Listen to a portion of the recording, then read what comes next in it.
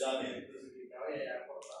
Eso queda al sur de Roma, en los campos de ejecución en Aquesardia, probablemente en el año 67 después de Cristo.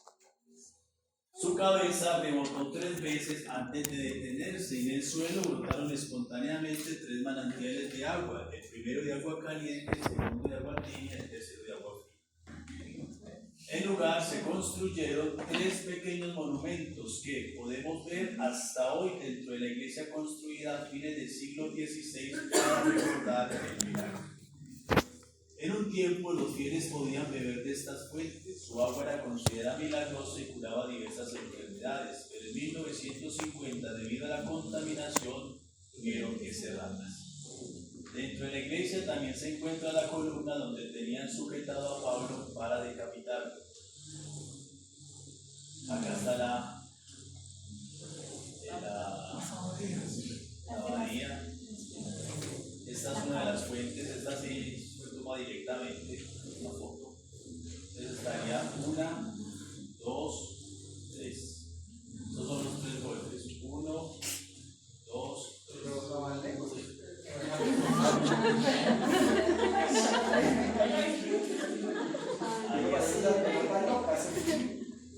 Y si tienen la oportunidad se darán cuenta que si ya es un nuevo más bien putrefacto, es más bien desagradable.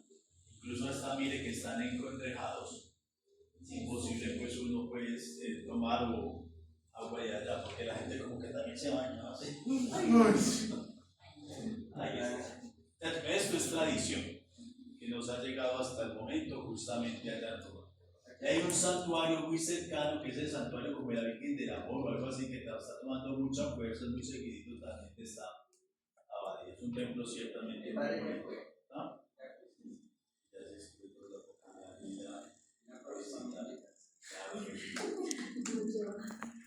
También, por ejemplo, otras cosas de la tradición de Pablo, que nosotros tenemos las cadenas de Pablo. Claro que dicen que si uno fuera a recoger todas las cadenas de Pablo, que en hecho hay una cadena gigantesca, porque hay muchos pedacitos por ahí regados. Se encuentra en la Basílica de San Pablo Extramuros. Pablo llegó a Roma en el 61 para el juicio que lo condenó a muerte por ser cristiano. Fue decapitado en algún momento en el 65 al 67 después de Cristo. Se cree que las cadenas que se utilizaron para unir a Pablo con el soldado romano, ya les mostré la imagen, que lo custodiaba, se ha convertido en una reliquia importante. Otras reliquias pertenecientes a la iglesia se muestran en la capilla de la reliquia. Bajo tierra, debajo del altar que muestra las cadenas, hay una lápida de mármol con inscripción Pablo Apóstolo Mártir o el apóstol Pablo Mártir. La lápida se encuentra sobre un sarcófago. Recientemente se hizo una apertura debajo del altar papal para permitir que se vea la tumba. Es como algo rojizo. Es decir, cuando tengan la oportunidad, con muchos tiempos en Roma, hacen la petición y ustedes quieren ir a ver la tumba de Pablo, a ver si de pronto también les permiten, que justamente estaría ahí, sobre todo allá en la Basílica de San Pablo Extramuros. Acá está entonces la Basílica de San Pablo Extramuros, donde ustedes ahí también pueden ver la cadena.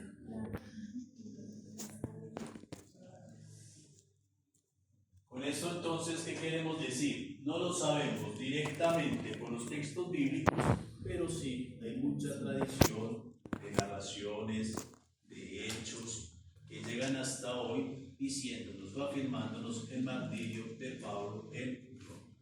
Así no lo tengamos fidedignamente en nuestra cara. Y tampoco en Hechos de los Apóstoles. Hasta ahí, muchachos, entonces el cuarto viaje misionero. Tendríamos entonces, primero viaje misionero, Pablo no llega a Europa. Segundo y tercer viaje misionero, Pablo llega a Europa. Y por último tendríamos el cuarto viaje misionero, que tendríamos propiamente. Ya pues, entrando más a las cartas, vamos a ver el género epistolar.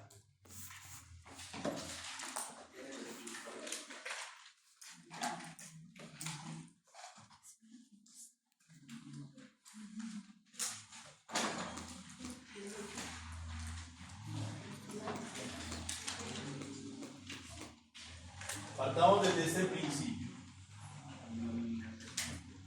Puede resultar una idea como un poco errónea. Hay veces los textos religiosos, por ser religiosos, carecen de técnica a la hora de escribirlos.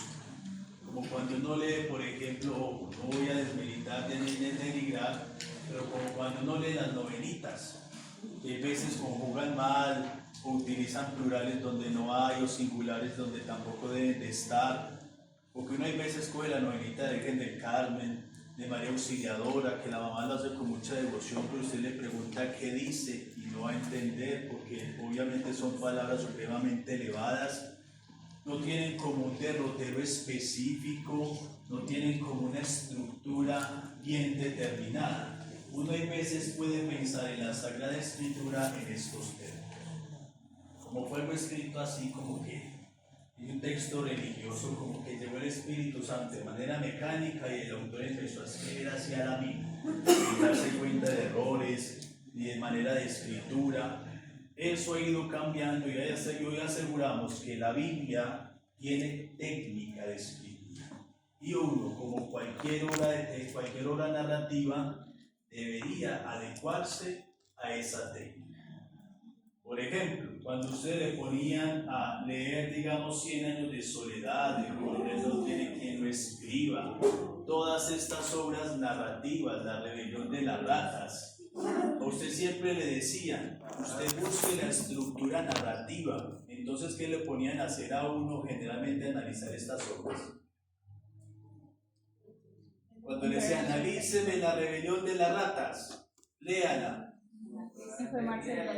¿Cómo? Al fondo del mismo texto, o sea, como Un resumen. para qué el autor está escribiendo, que puede inventar todo un cuento, pero hay un propósito, una tesis que se mantiene durante toda la obra y hay que... Entonces generalmente empezaba por lo grueso. Por favor, identificar inicio, nudo, personajes principales, personajes secundarios. ¿Sí? Todo eso, curiosamente, ese método así viene a ser aplicado ya incluso a nuestra Sagrada Escritura. Es decir, cuando usted lee, por ejemplo, toda la historia de Elías, se pretende que usted aplique técnica narrativa, que usted identifique inicio, nudo, desenlace, personajes, modo escénico, modo narrativo, cambio de espacios, porque pasó de este espacio, pasó al otro, porque el autor sagrado somos conscientes de que además de narrar una historia puramente literal, está utilizando técnica narrativa. Cuando ustedes se ven, por ejemplo, o leen las crónicas de Narnia, ustedes se dan cuenta que ellos tienen muchos artificios. Yo les llamo artificios literarios. Es decir, si mencionan un clavo por allá al inicio, póngale ojo porque después va a aparecer al final y usted va a decir, wow, sorpresa. Curiosamente, en las narraciones bíblicas también se da eso. Cuando en la narración bíblica menciona un elemento al inicio, téngalo presente, porque al final le puede aparecer y usted se va a sorprender. Por ejemplo, en el caso del sacrificio de Isaac, uno porque ya se sabe la historia, pero si usted va leyendo de manera detenida, usted ya empieza a cuestionarse. El propio Isaac dice, ¿dónde está el cordero? Nosotros como lectores ya sabemos. Abraham, él tiene sus dudas, como que sí lo mandó a sacrificar, pero aún así le dice a Isaac, Dios proveerá, ¿cierto? Él todavía no da una definitiva. Uno como lector, ¿qué esperaría? Sí, esto va a ser, porque si proviene un mandato de Dios, los mandatos de Dios se cumplen, por Isaac va a ser sacrificado. Y ya después, eso del cordero se soluciona más adelante, porque Dios proveyó el cordero para el sacrificio. Y para nosotros debería ser que una sorpresa. ¡Wow! No pasó. Obviamente, porque Dios no permite que sucedan estas cosas. A eso me refiero entonces con la técnica narrativa. Pablo entonces lo escribe a la loca Tolota. Pablo mantiene una estructura porque es conocedor del modo de escritura ya que entiende.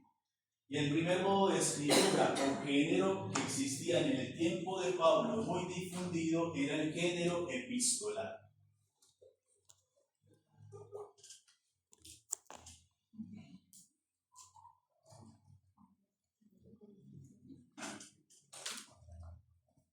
No sé ustedes, además que ya muchos de ustedes son muy jóvenes, pero a muchos de nosotros nos enseñaron cómo hacer una carta. ¿Sí? Eso eran clases. Cómo era el intente, cómo se saludaban, una cosa que la otra, en fin. Todo así porque era supremamente importante. Algunos de los colegas míos, lo mismo. Tenían que, no era por WhatsApp, mandar una carta. Exactamente.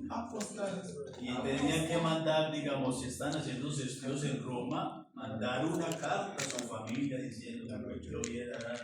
Esto quiere decir que en el momento de Pablo, con mayor razón, fue un modo especial de comunicación. Por eso se le denomina que es un género literario, no porque a Pablo se le haya ocurrido. De estas cartas, de los 27 libros del Nuevo Testamento, 21 pertenecen a este género. 21 de los libros del Nuevo Testamento pertenecen a este género epistolar. Hagan la cuenta. Era tan común que incluso tenemos testimonios de cartas hasta en el Antiguo Testamento, de emisarias que se enviaban los unos a los otros. Leamos por favor 2 Samuel 11, 14, 15.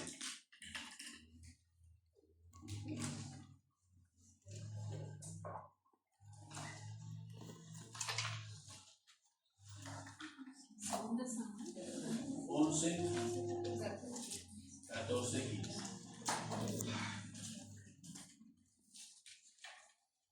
A la mañana siguiente escribió David una carta a Joab y se la envió por medio de Urías.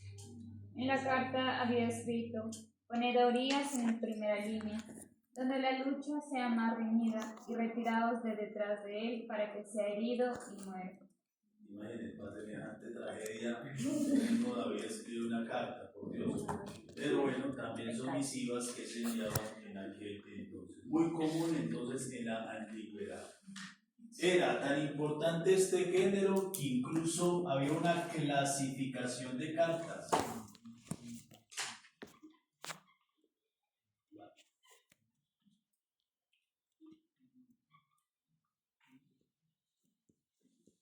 Hay un testimonio incluso de un libro que se denominaba Géneros de la Epistolografía.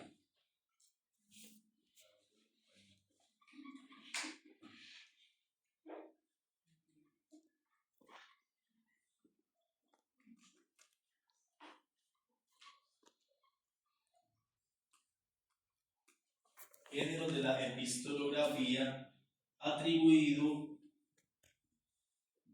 a un pseudo-procolo. Procolo.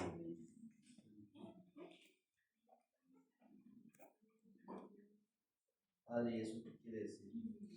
Entonces, cuando hacemos referencia, era como una especie de vademecum, donde usted le decía: si usted va a escribir una carta de la amistad, tenga presente estas características.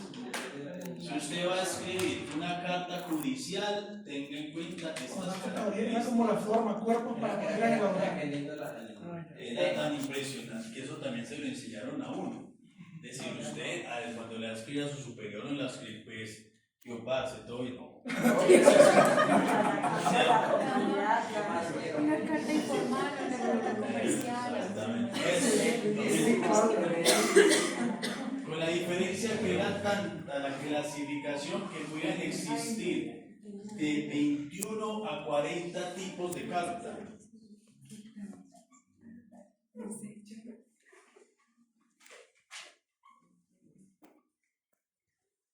Por ejemplo, cuando yo estudié, por ejemplo, la carta a los filipenses, hay una discusión grandísima entre los exégetas para poder clasificar la carta a los filipenses.